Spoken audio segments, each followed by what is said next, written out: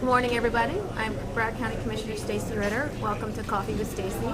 This morning we're at Westside Bagels in Coral Springs, 5906 Coral Ridge Drive, in the public Sawgrass Shopping Center at the corner of Heron Bay Boulevard and Nob Hill Road here in, actually it's probably Coral Ridge Drive here in Coral Springs. Just like one block over is Nob Hill Road when you get back to Parkland.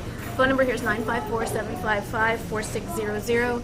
As always, you can look at these videos on YouTube, and don't hesitate to call the office, 954-357-7003, or email us at sritter@broward.org. Any questions about what you're seeing here today, or anything all about what's going on in Broward County.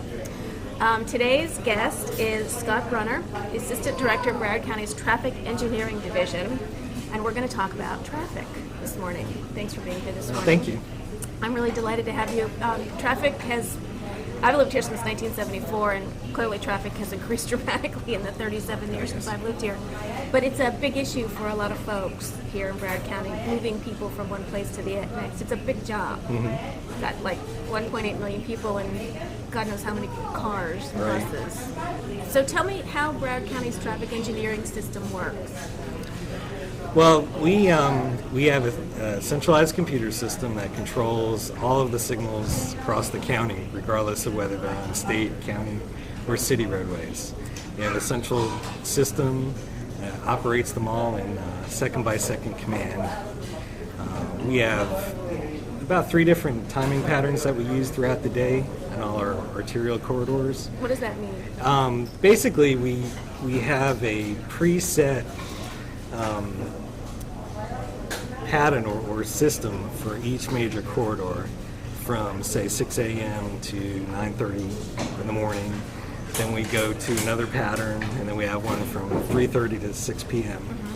And basically, it's a database that has all of our timings for the individual intersections, and it has intervals that basically allows the signals to work in synchronization.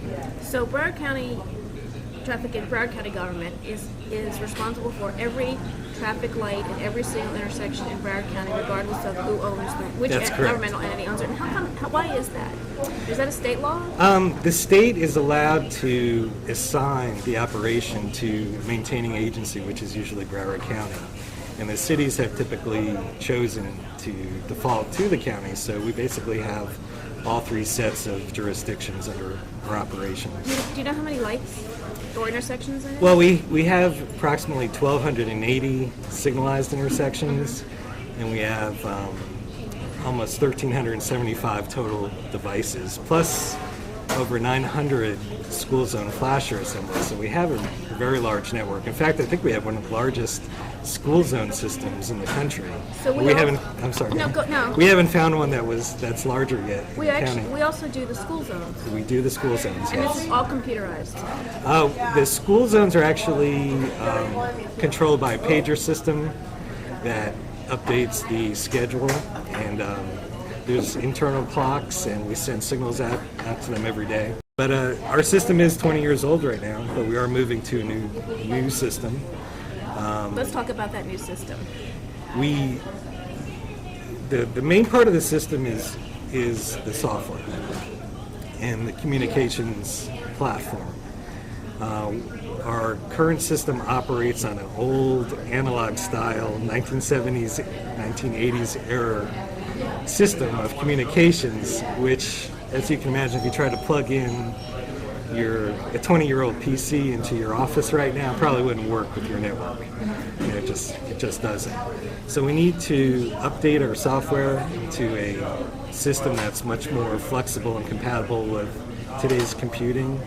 We also need to create a new communications infrastructure that's based on digital signal, Ethernet-based communications, compared to the old analog style that we're currently using. And how close are we to doing that? Well, the good news is, originally, you may remember we had that 6-phase countywide deployment, mostly fiber optic, $100 million or so dollars.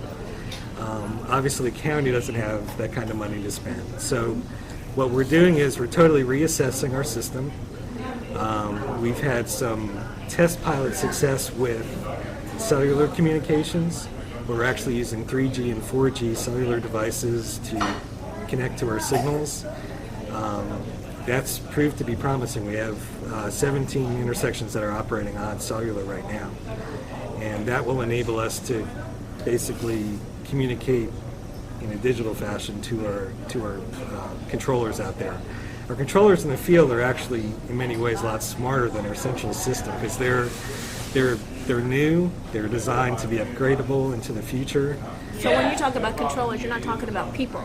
No, Okay. no. Because I'm old, and that's what I think of when you say, our controllers in the field. I think you're thinking of Right. people who are actually out there in the field checking the Right. system. You're not. It's basically the box in the cabinet Okay. that it's the computer and software that controls the operation of the signal. But the newer controllers have tremendous capability. We can download all kinds of programs into them. Right now, our system at our transportation management center basically controls all of them, kind of like a mothership. Just sends second by second command to each one, each of those 1,200 or so intersections. The problem is when that communication is disrupted to any signal or group of signals, that group is on its own and it's kind of operating blind. Our new system will prevent that from happening. How close are we to the new system? Well, we actually have the new software running now. It's loaded on our servers. The obstacle that we have now is the communications lines to talk to our intersections.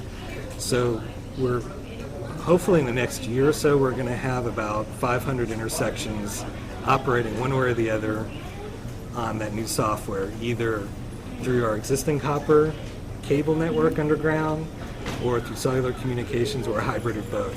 Plus, we also have about 200 or so intersections that will be coming online in the downtown area on fiber optic communications. Yeah, thanks to those of us who live in Northwest Broward. Thanks a lot for that. But the cellular will allow us to get out here faster.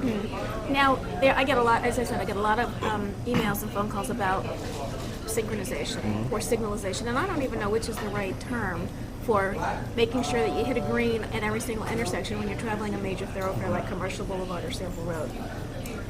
Are we synchronized or signalized, or aren't we? Well, we've done a lot in the last year. The Green Lights program that you've heard about and we've presented about, basically it's a program, it's a multi-year program to just improve the travel throughout the county. Not just regular vehicles, but for pedestrians, bicyclists, transit users, truck traffic, equestrian users. And what we were tasked to do back in July was to make noticeable improvements for the major corridors, major east-west corridors in the county by February 1st. And we've accomplished that, but that's just the first step. This year we're going to tackle all of our north-south corridors. And then for the following year, we're going to basically do something that we nicknamed the basket weave, which is to take all the east-west corridors, north-south corridors, and get them to work together. Hello. Get them to work together in a cohesive fashion so that it really doesn't matter whether you're on the east-west road or the north-south road. You'll be able to maintain good synchronization no matter which direction you're going. We're going to talk some more about this. We're going to take a break right now. I'm going to get some more coffee and we'll be right back.